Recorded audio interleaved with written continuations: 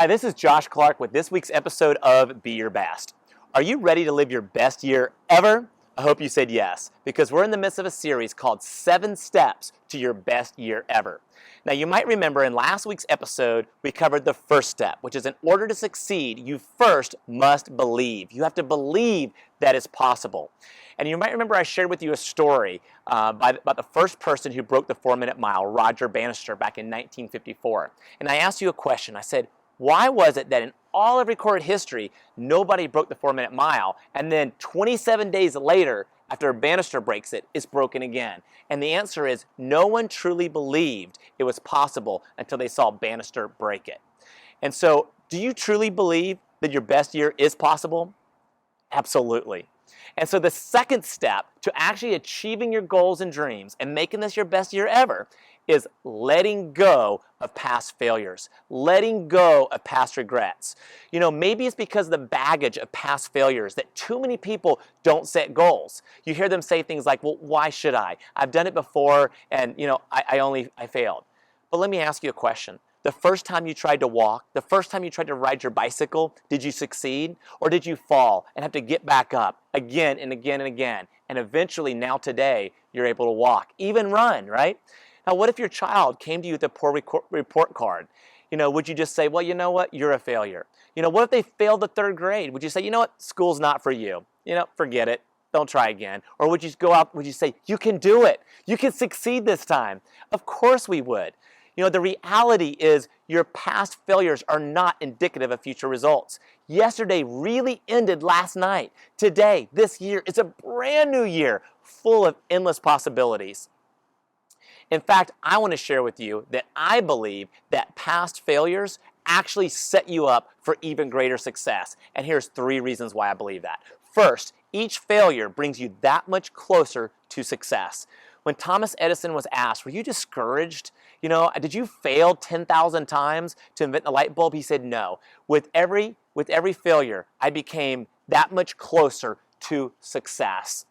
And second, the second reason is that you realize that you survived, that failure doesn't kill you. In fact, you realize it only makes you stronger. And the difference between those who are successful and those who aren't is that those who are super successful just fail more often, but they keep on trying. The only way you can be a failure is to quit, is to give up.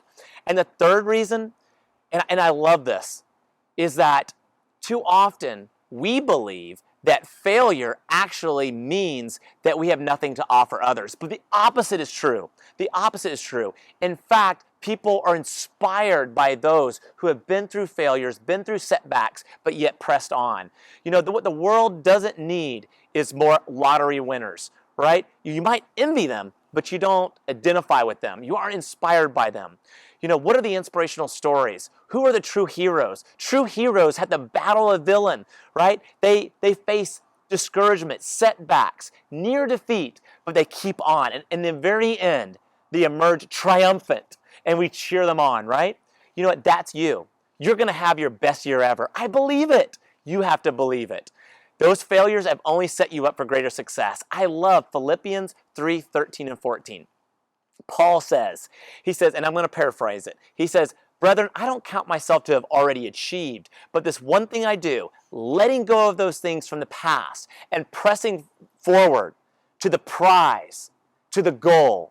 So you got to let go. Now here's what I do want to say, is we want to learn from past failures. Absolutely. And by all means, if we've wronged anyone, if we've hurt anyone, we want to ask for forgiveness. We want to do our best to make it right. And then we have to move on to the future.